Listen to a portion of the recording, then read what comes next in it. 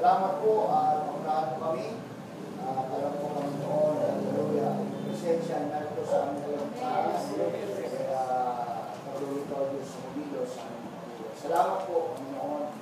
Kaya din po sa hindi po, ikaw din po ang namuna, Panginoon. Hallelujah, ang lahat. Tuwiin ka, sambahin ka sa pangalan ng Panginoon Jesus. Amen. Amen. Buksan natin ang ating Bible sa John.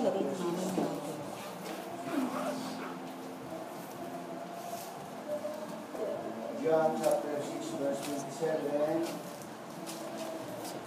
Therefore not for the meat which perisheth, but for the meat which endureth unto everlasting life, which the Son of Man shall give unto you, for him hath God the Father seen. Praise the Lord. Magsigawa kayo hindi dahil sa pagkain na papanis, kundi dahil sa pagkain tumatagal sa buhay na ulang na ibibigay sa inyo ng anak ng tao sapagkat siyang pinatakalang Ama sa mga tulibagay ang Diyos. Hallelujah. Praise the Lord. Mga kaupo na tayo mga kapatid. Two kinds of food. Dalawang klase pong pagkain. Hallelujah. Ating pag-aralan ngayon. Naalala niyo siguro sa mga previous na ating pinag-aralan mga kapatid, yung himala ng ating Panginoon, ng miracle ng Panginoon, na na-attract niya ang mga tao sa pamamagitan ng 5 tinapay, 5 balot na tinapay at 2 isda mga kapatid. Marami ang sumampalataya sa kanya at kinilala siyang propeta mga kapatid. Siya yung propetang dumating. Hallelujah. At marami rin ang naging sa kanya na gawin siyang hari. At marami ang magsisunod sa kanya. Yun yung ating mga napag-aralan mga kapatid. Hallelujah. Pero alam ng Panginoon, sa John chapter 2 verse 25, alam ng Panginoon yung mga puso ng bawat tao, yung kanilang pag-ibig sa sarili. Ginagawa lang nila ang bagay na yun, interesado sila sa Panginoon mga kapatid. O hindi talaga sa Panginoon, kundi sa himala na ginawa ng Panginoon. So, sa madalit sabi, interesado lang sila sa tinapay, sa pagkain mga kapatid. Hallelujah. Hindi sa nagbibigay ng himala, kundi yung himala mga kapatid, yung tinapay. Kaya gusto siyang gawing propeta, gusto siyang gawing hari, gusto siyang gawing mga kapatid ko na talagang leader ng panahon na yun ng ating Panginoon. Hallelujah.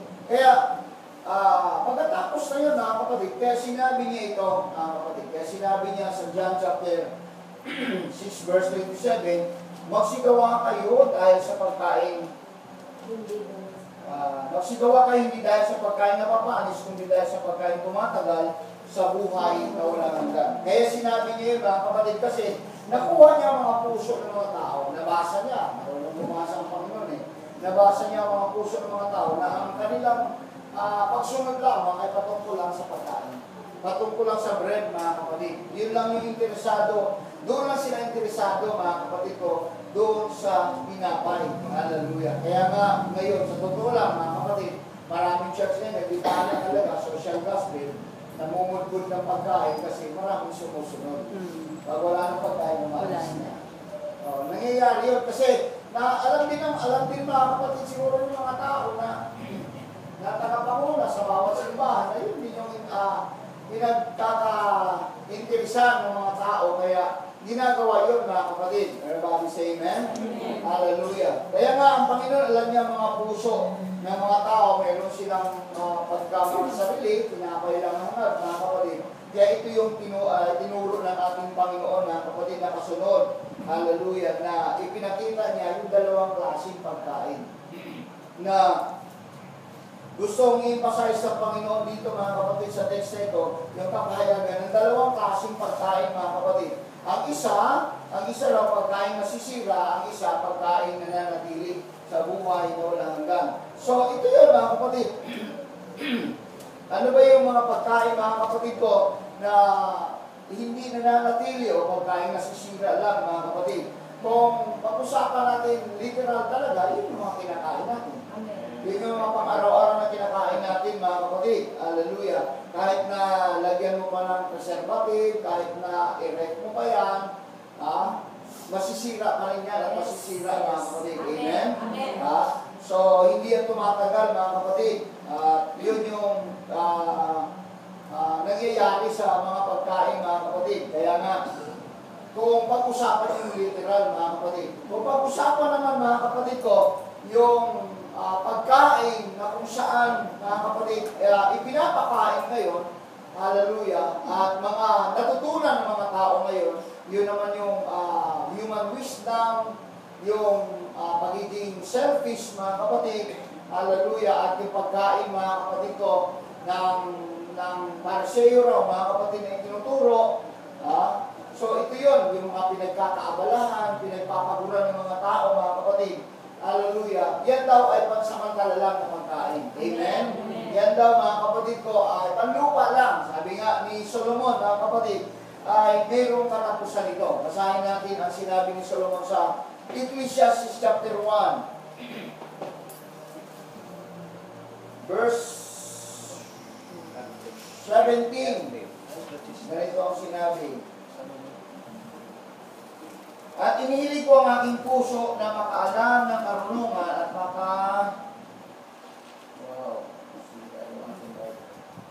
pakindugtong mga doon na 17. 17.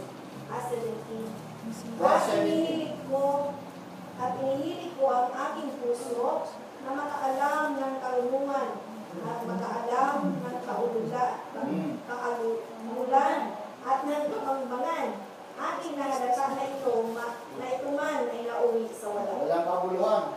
Yes. So, ano man yung kumbaga sa ano, sabi ni Solomon, inihilig niya, inilagay niya ang kanyang puso mga kapatid na makaalam ng karunungan, pero wala rin daw kabuluhan. Yes. Hallelujah. So yun yung human wisdom, lahat daw mga kapatid. Ito yung pagkain na nasisira.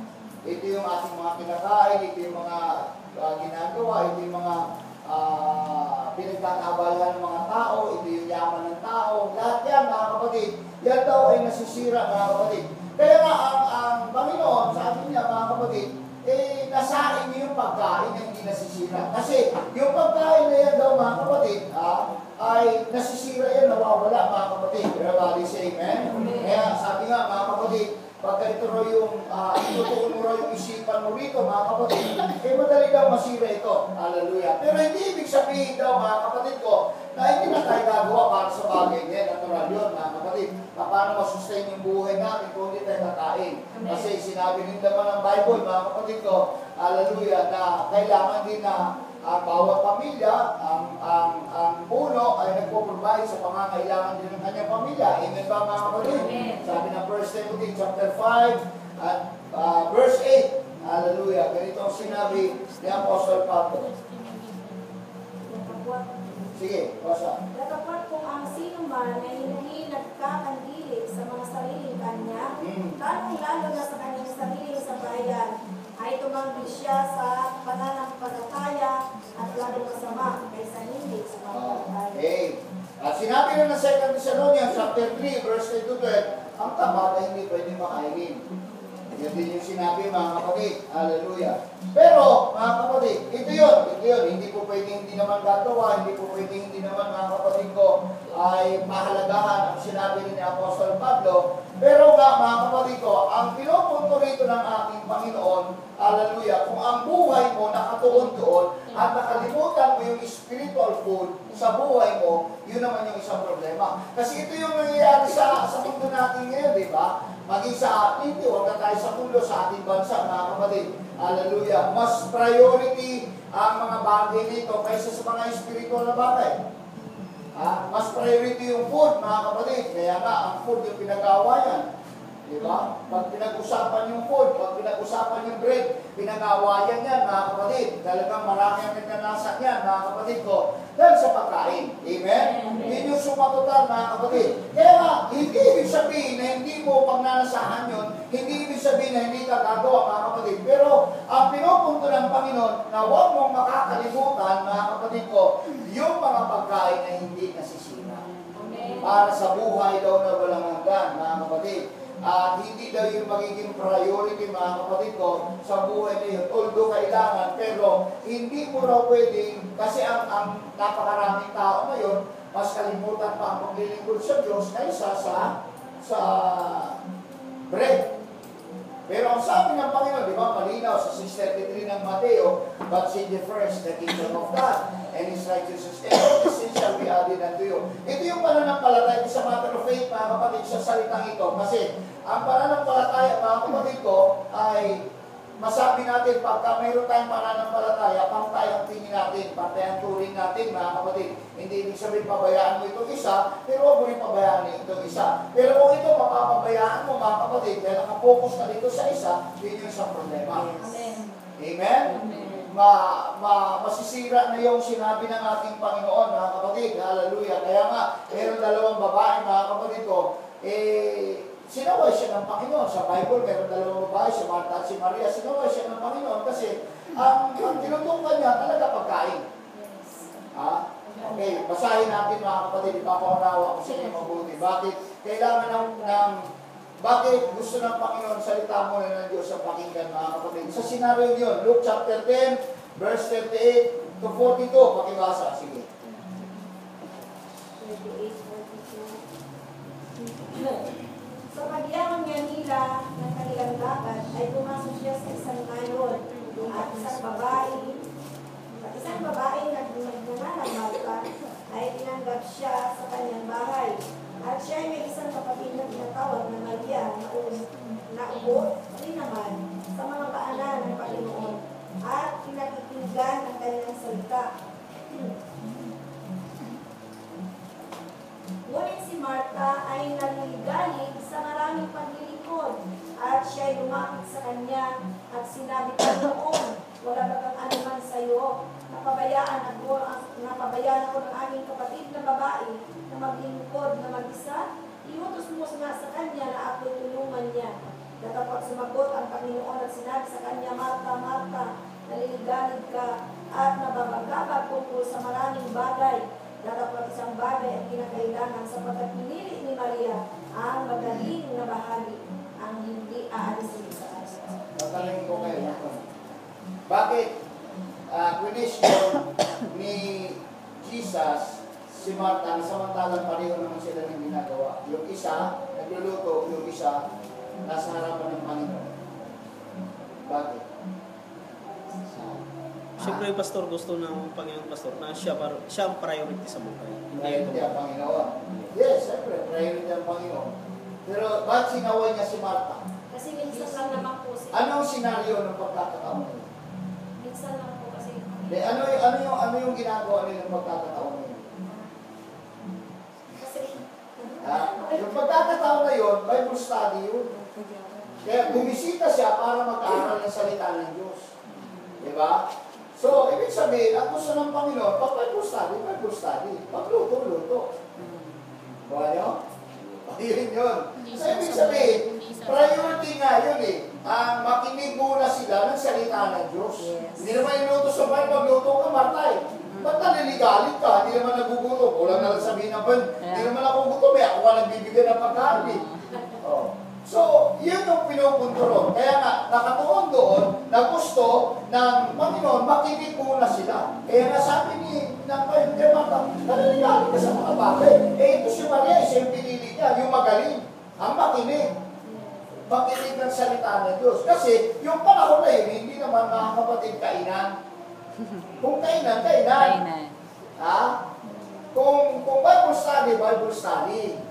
Amen. Yun yun. Kaya, question ng Panginoon si Martha kasi mayroong isang bagay na ginawa ni Maria. Si Maria ang nakaunawa. Na yung ginagawa ng Panginoon ay nagbibigay siya ng pagkain hindi masisira. Amen? Si Maria nagluto agad. Martha. Si Martha nagluto agad. Luto ka agad. Kaya busy ka agad sa pagluluto. Samantala, hindi naman yung mga kapatid ko, pumunta ang Panginoon para makikain. Pumunta ang Panginoon para magpakain. Amen. Na salita ng Diyos. Kasi yung salita ng Diyos, yun yung pagkain, hindi mga kapatid masisira. Amen. Yung kay Martha masisira. Yes. Ang priority sa kanya, yung makinig nga ng salita. Amen. Amen.